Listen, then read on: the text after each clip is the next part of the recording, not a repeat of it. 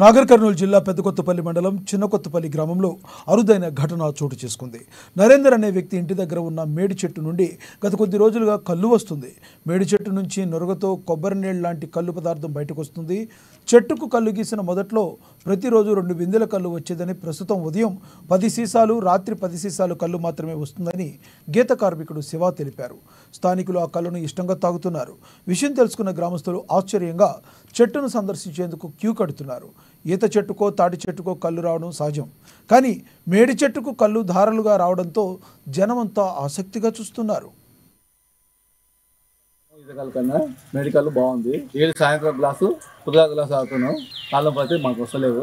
మంచిగా ఉంది. తాటికల్ కన్నా ఈతకల్ కన్నా మెడికల్ తాగితే నేను రోజులే ఇవ్వటి మెడికల్ మంచిగా ఉంది. తాగితే కొబ్బరి బెండు నీళ్ళ లాకున్నాయి. బాడీ లెంత్ మంచిగా ఉంది.